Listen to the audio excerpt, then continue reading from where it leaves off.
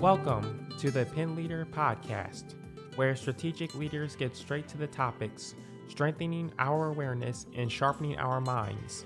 The PinLeader podcast is produced by Roar, a production division of Mays & Associates Ltd. Find out more at www.maysassociatesltd.com. Now here is your award-winning host, Dr. Shanda Gore.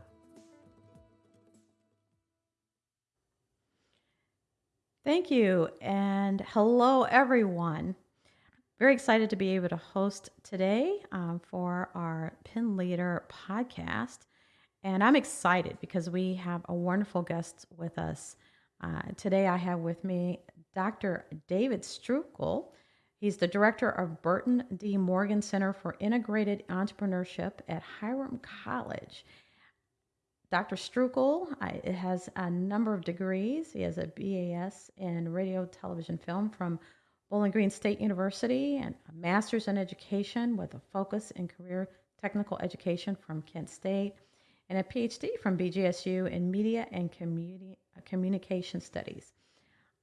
I'm excited to say that he's been in, I think, is it higher education for more than 20 years. And I can't speak enough about all the work that he does, and who he is, and just knowing him, working with students, and how excited I know that they are to work with him. So, I have with him to talk with me today. Dr. Strukel, are you on? Yes, I am. Excellent, excellent. So there's a topic area that's been going on, trending small but impacting big.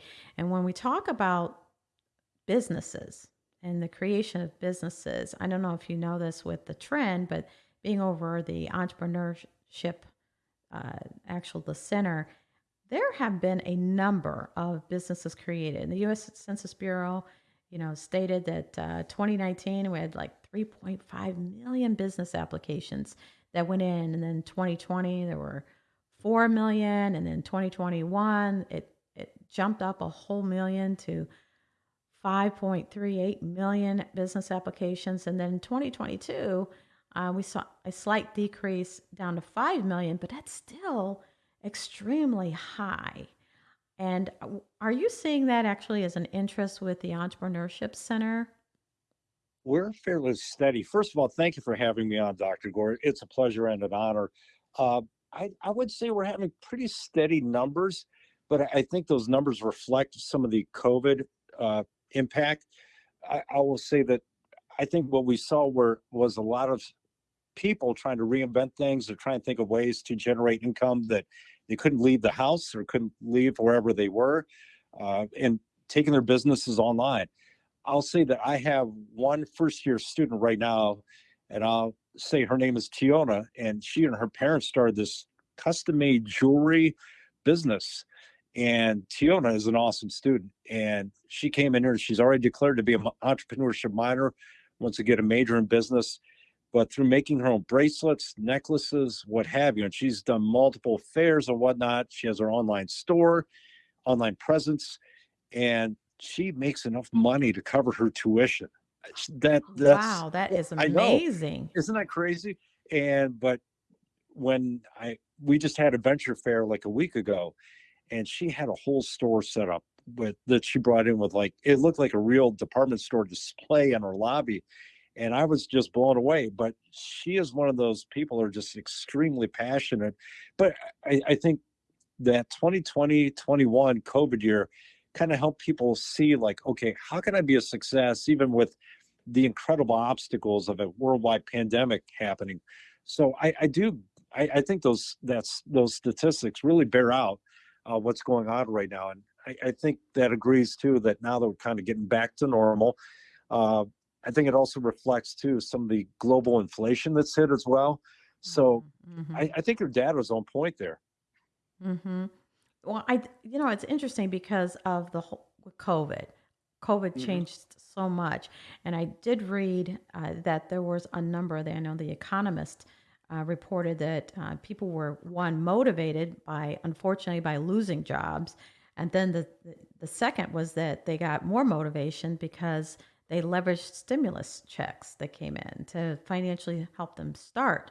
And I think it's interesting. Some did that, some of them did not. But that's what The Economist was reporting out, that they were leveraging it. And I, That, oh, I'm sorry. no, I'm sorry. That was a great point because yeah, what did they call that era after the pandemic? The Great Resignation? yes, Because a lot of yes. people are saying, hey, I don't have to deal with this 9 to 5 stuff anymore. I don't like my job anymore. I'm going to be my own boss and start my own business and do whatever. So, yeah, that also was a big impact of the pandemic. And now it's caused people to come up and say, hey, this is as good a time as any to kind of reassess where I am in life and think about what's my next step, So, good point. Well, I was wondering too, I mean, what the economy driven that you hear about. Well, small businesses drive the economy. Well, it's also reported that it's 44% of the US economy is small businesses. And I think when we're talking about we may be trending small, but we're impacting big, that's a big impact on the economy. Oh, a huge impact. Yeah. Uh, I think we've seen a lot more awareness to small business uh, ownership, especially the last several years when we've had like Small Business Saturday, Shop Small, these kind of events. Uh, the when also like when you see people like go to big box stores, they have self checkouts and all that kind of thing. I think people crave like the one-to-one attention, the small business impact, getting to know the person behind the business. I think that's also an impact that's been there as well as time has gone on. Well, when you talk about the dedication to entrepreneurship, so in other words, we've got a whole generation of new entrepreneurs that are coming on board. I mean, 4 million business applications, 5 million business applications a year. And, there's some statistics, well, and it's actually a myth, according to what the research is showing. It used to be that they said, well, 50% of those businesses would fail, but statistically, they're showing now from the U.S. Small Business Administration that 70% of businesses are actually surviving beyond 2 years, Hmm. then 50% beyond 5 years, 30% beyond 10 years, and then 25% beyond 15 years, which is a lot different than the 50% I remember Yep. way back in school. What are your thoughts on that? Yeah, that number's gone up quite a bit because we've seen in like old business books that usually that first year to 2 years was you're on death watch almost from the time you get out. And you're like, oh my gosh, how do I survive the first year? Oh my gosh, I made it through year one. Well, I make it through year two, but those are encouraging numbers. And I think it's people wanting to stick to it. Uh, I've seen the trend here too at college in terms of students when they come here and they'll ask, like, and I'll say, hey, what do you want to do for a living? Well, I want to be a public relations consultant, or I'm going to go into athletic training or what have you. Now, in the old days, the thing would be I'll get my sports medicine degree, I'll go work at a gym, I'll go work for an orthopedic office, whatever. And now it's like, hey, you can be your own private personal trainer, or hey, you want to get an accounting degree? Hey, the only option isn't to go to work at H&R Block or the other tax services or whatever. Hey, you can do your own accounting. You can freelance it. Oh, hey, you want to be a photographer? Well, hey, you can shoot weddings, you can do sports events, you can do work for schools, whatever. So now that we've seen over the last several years, that dream of going to work doesn't have to be, hey, I need to work for an agency. I need to work for the big company. No, you can start out small, work for yourself and build your brand. That's a very popular thing. And, then people come to you. So I think that's flipped a lot, quite a bit. And we talk about this a lot with our students as well, is that whatever you do online, that's making an impact on your future right now. So start building who you are, your identity. So by the time you become a senior and you start applying for jobs, you can direct people to say, well, here are my examples online, or here's who I am. That has a huge impact on identity and your chances of getting work. Well, can you talk a little bit more about brand and identity? That's a very good point. I know I was having some comment. We do business coaching as well, and I've had a number of individuals through our years of just working with businesses or individuals who want to come in the door to, again, to start their business. And I'm noticing again, the conversation more and more about your brand and identity, but brands also change. I'm noticing too that some individuals start off with one brand and then they change brands and then they wonder how their business is actually being challenged because they didn't realize, well, my brand's changed. What's a whole other target audience that you're working with too? So, yeah, Mm. can you talk about the social media and the impact that you're seeing, especially with those are one, there are students out there because that's a whole other level of students going to school and they go to school to get a job. Well, Mm. you're talking about students going to school, but really learning to work for themselves to be maybe a sole proprietor or to work for them, for themselves. But this brand piece has to be clear. Can you talk a little bit about how to build some of that brand or what you teach with trying to help those get started? Yeah. Oh my gosh. So the most difficult thing I think we run into is that we are raising digital natives. They've had a phone or some kind of technology from the time they've been infants. Like you and me, not throwing out numbers or ages, like we grew up in the analog era where what we did in real life happened in real life. We didn't broadcast it to anybody. We didn't tell people what we had for breakfast, lunch, and dinner, or where we went on vacation that day or whatever. You might share pictures or hard printed out pictures. These students, pretty much when they've grown up or been little, their parents have put them online since they've been little. And then as soon as they got a phone or had a social media account, their day-to-day life has been out there. So a lot of students will blur the line between real life and their online life. And I think the biggest challenge we have with the youth of today is saying, okay, it's good to share, but let's be careful about what we put out there. As much as I love a good political debate and love to engage in people, and I have strong, passionate feelings about things, I limit myself to some of the online chatter I get into because whatever you say online can be permanent. And we see this a lot now with businesses. You make one mistake, you're a bad Google review or a bad Yelp review or whatever from having serious damage done to your business because a lot of times, and these students are very savvy, hey, let's try the one restaurant rather than talking to a friend about, hey, well, what's the lasagna like over there? Hey, what's their Yelp review? What's their Google review? How many stars do they have? They'll immediately check that. So online um, identity, online posting, all that is a lot to what your business is now. And so we're trying to tell students that or make them aware of people will form an impression of you before they even meet you or talk to you. They might say, hey, I saw this about you online. Is that true or whatever? Or they might already have their mind made up before they've met you or have some preconceived notion about who you are based on could be a handful of bad reviews. Could be just someone who might have had an off day and they just came in and had just one random bad experience with you. And you're like, wow, did that really happen? So we do a lot of education and instructing the younger generation now of how important that online presence is and just trying to stay positive and put a good outlook out there. um, I try and do that with like my LinkedIn or my Facebook. Like I don't post a whole lot of negative stuff. I post a lot about sports, occasional piece of pizza I have, whatever. So I don't want people to get the wrong idea about me once they meet me. They might be, oh yeah, you're that guy who loves the Miami Dolphins. You're Yeah. that guy who whatever. You just can't afford to have someone already have that bad impression of you before they meet you. So that's why I try and tell students. I can't remember the survey I saw where it said that I think 75% of HR directors, they might get your resume before they screen or at least forward names on for an interview.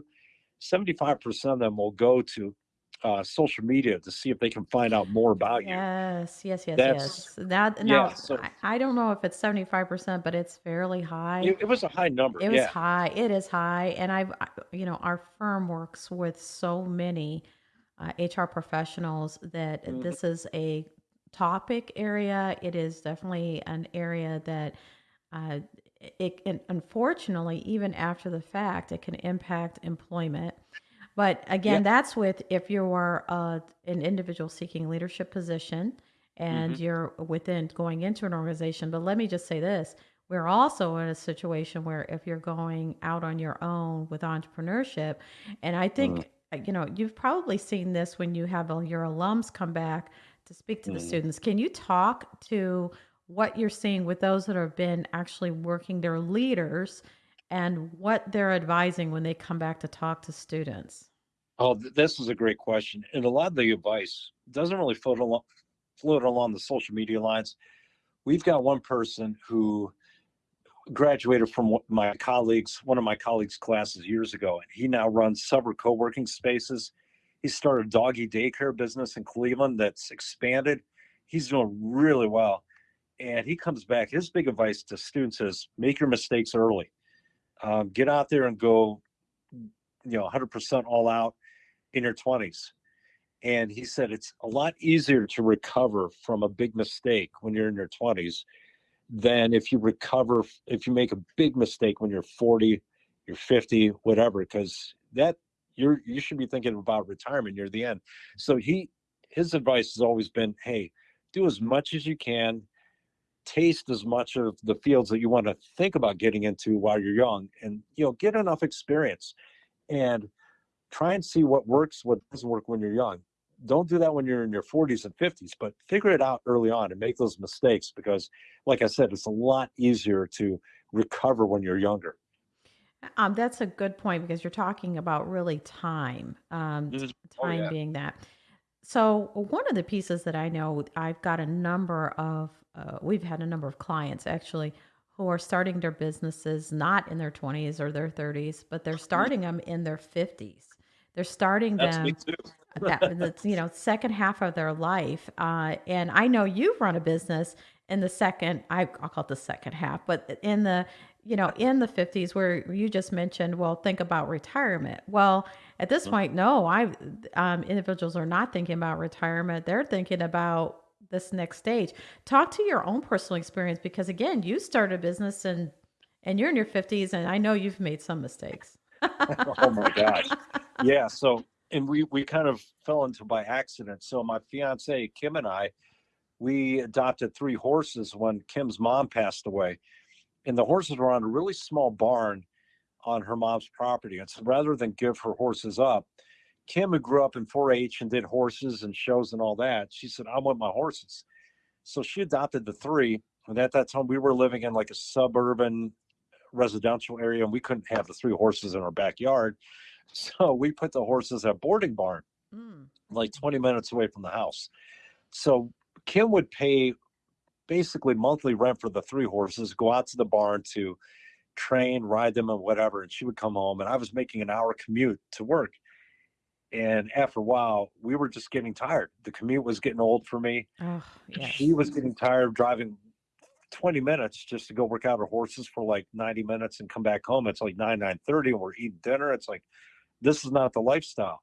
So we started shopping around for houses, and we came across one that was a lot shorter of a commute to work, had a 13 stall barn that was like move-in ready. So we got it, and Kim, who's in IT, built a website and put it up in like a day. Next thing you know is that the next day we get a phone call saying, hey, we saw your barn on Google. Can we come over? We'd like to bring our horses. So within a week, we had four horses right out the start from people who Wow. wanted to board. That's a launch. That's a It launch. was, yeah, it was baptism by fire for sure. And so we did that with like not a lot of leeway. I mean, we had horses on our barn before we even had our LLC in place. Mm. So that was crazy. Uh, Definitely not the recommended way to start a business, but we've learned a lot over the first year. Like we learned about how to deal with customer issues, how to deal with supply stuff. And all of this was going on during the inflation, like cost of sawdust, lumber, things we needed to, build onto the stalls, whatever. We dealt with a lot in the first year and a half. So yeah, typically you would do your research, find out who your customer is, uh, see like if your business can be sustainable. You would see how you could promote your business, all that kind of stuff. See who your competitors are, do your traditional SWOT analysis. So we just jumped into it. And And see, that's like again, we were talking about jumping in, that not even having the LLC, people have Mhm. ideas, and I think it's clear about what we're talking about here. Art, that is a way of life now that you've incorporated into every day. That job, that role, that business impacts you. Am I right? Oh, for sure. I get home from work here and like I get out in the barn. I'm, cleaning stalls every night. This morning I was up at 5 and I'm cleaning out dry lots from horse manure. Kim gets up, she does the feeding in the morning and the evening as well. And, before she does the night feeding, she's working out her horses in the arena. So yeah, it's definitely a second life outside of our normal work. So for sure. And that's a Well, great point too, is that if you have the dream to start a business or a side yes. hustle, please put the commitment into it. Don't You can't half bake it. you you have to be ready to either go all in or sell out or just not do it. Because if you're not going to sell out or not go all in, your customers, your clients, they will realize it and they'll read up on it and they'll just say, "Wow, I don't think their heart's in it. Hmm. Let's go Hmm. somewhere else."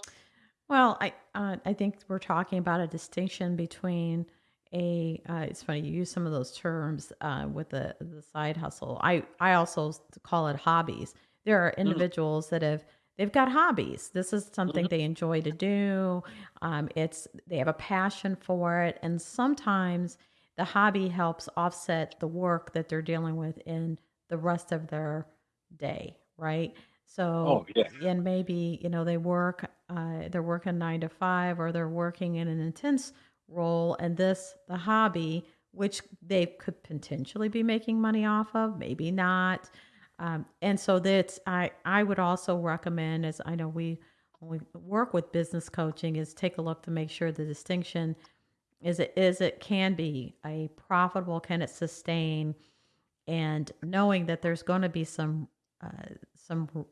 roadway runway before you're taking off, where you're pulling your own owner's distribution and being able to pay yourself, where you don't need to have both. And there's a fairness too. There are individuals working 80 hours, they're working their 40 hours or maybe 50 hours in one job, and then they're turning around in 20 to 40 hours in the other job. Oh yeah.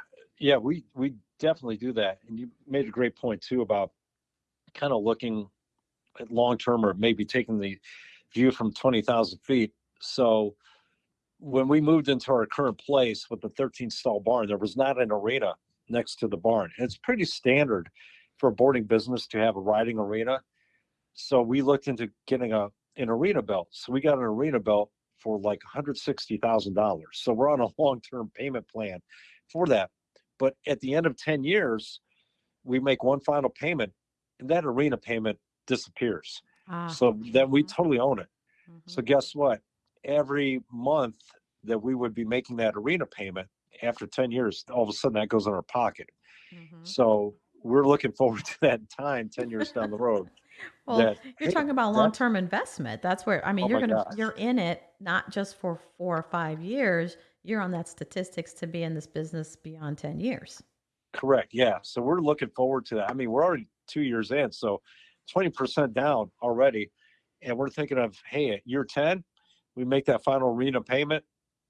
And all of a sudden we're generating some serious revenue that's going back at us rather than us kicking it out to the people we had the arena build. So yeah, we definitely thought long term.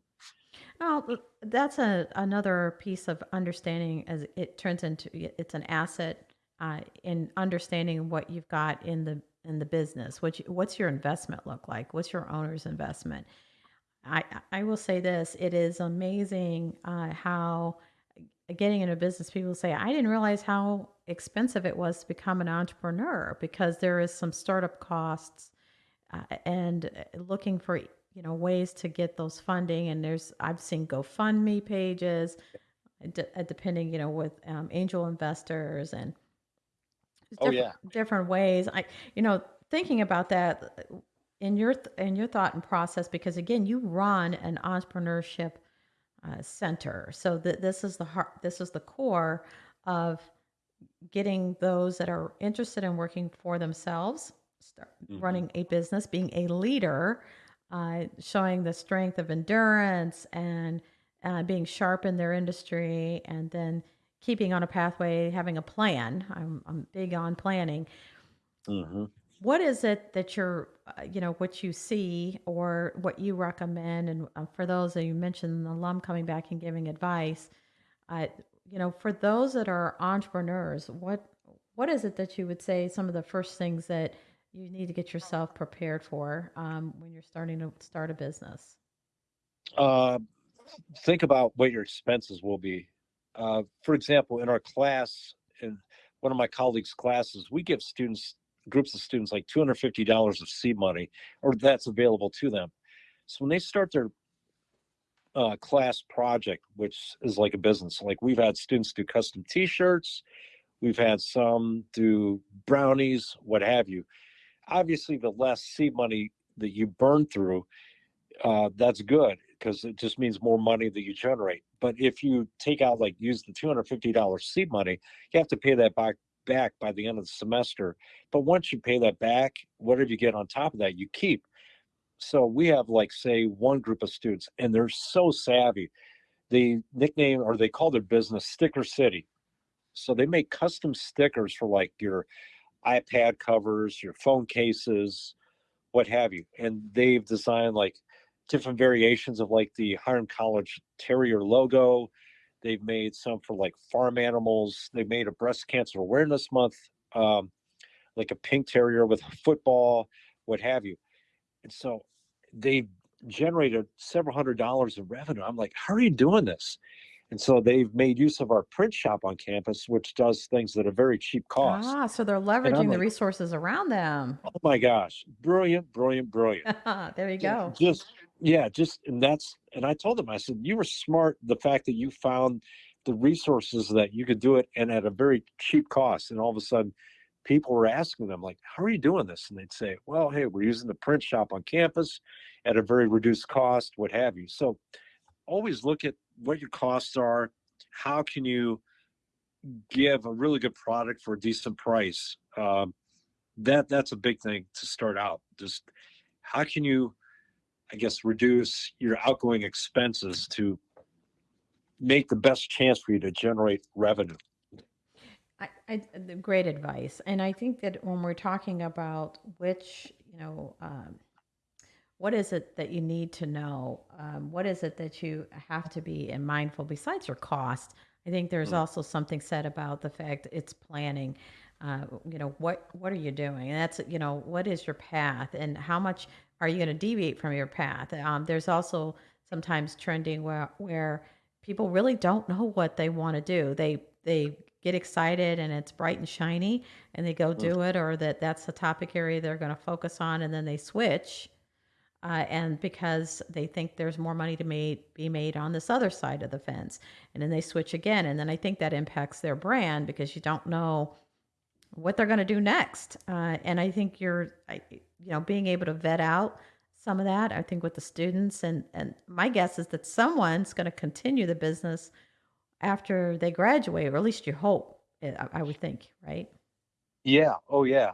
We have a group right now that they're doing custom T-shirts, and they're doing extremely well with their business too. And kind of the same thing. They'll buy packets of, like, I don't know, cheap T-shirts, but they specialize in making a unique logo or whatever that you want on that particular shirt, Mhm. and then they actually put the money down on a decent, I don't know what the machine is that puts the actual logo or something on the shirt, but that's the one part where they kind of splurged a little bit, but not too much, to get something that would actually generate a good product. Mhm. And there have been enough students on campus wearing their product that they're like, oh, where'd you get that? Who made that? And I'm like, oh yeah, it's that group of kids in entrepreneurship. And so they've gotten a pretty good run with reputation and word of mouth on campus too. But yeah, it's looking at, just again, those startup expenses is a big thing. It's the planning part of it. So I think that planning, it sounds like planning never ends. And Mhm. I always say plan the work and work the plan.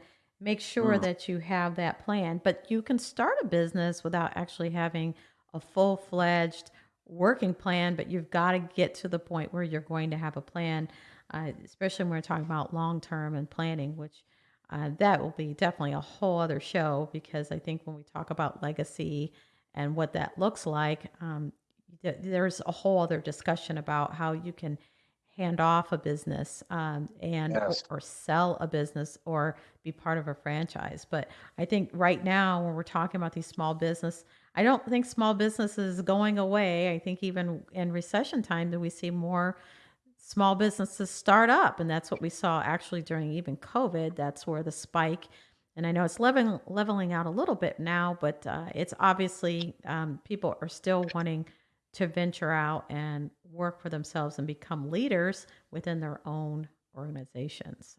Yeah. Biggest piece of advice, and I still repeat this over and over in my head. Hopefully, I get it right. The same guy who urges students to make your mistakes young, and he's at the point in his life, like I said, he started a doggy daycare business uh, up in Cleveland.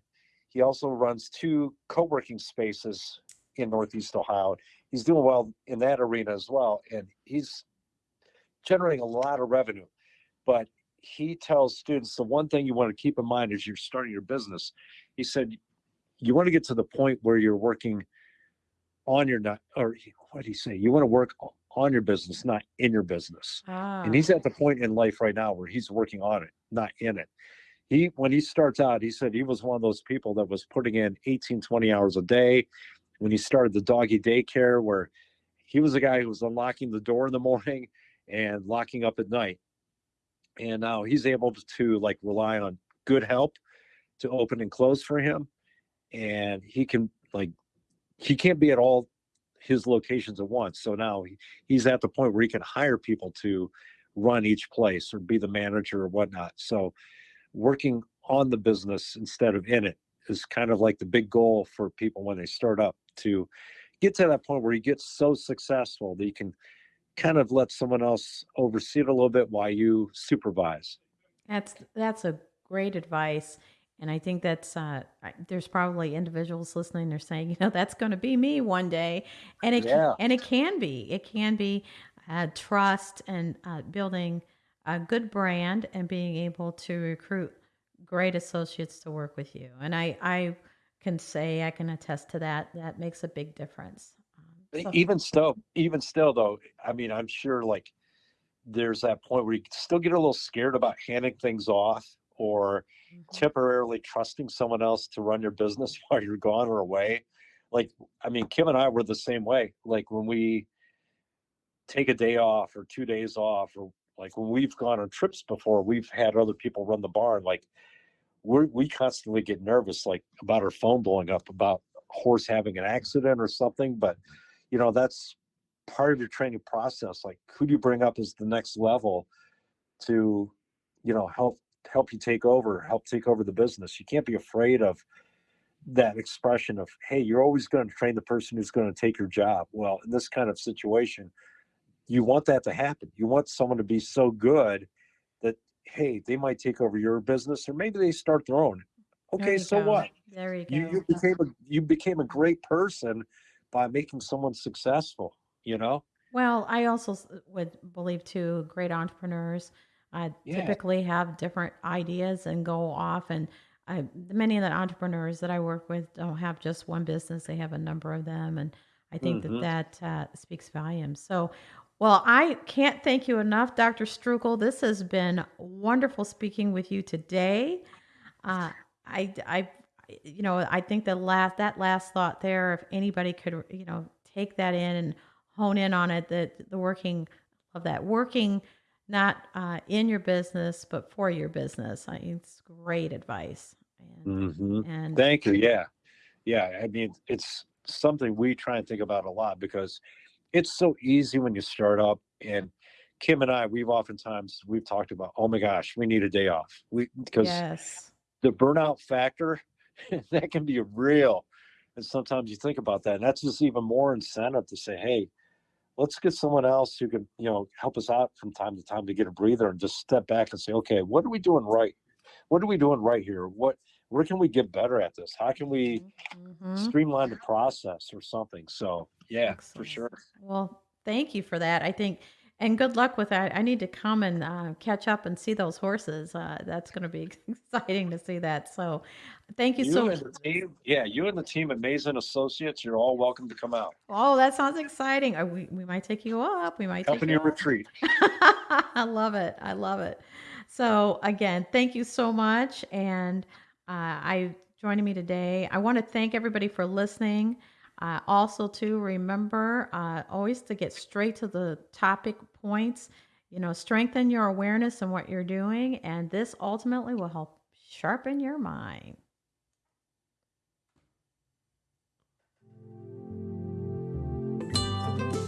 The PinLeader podcast is hosted by Dr. Shanda Gore and brought to you by Mason Associates Ltd, creating customized solutions for growth in the areas of leadership development, strategic planning, and culture building. Find out more at www.maceassociatesltd.com. Don't forget to subscribe to the PinLeader podcast and share with others.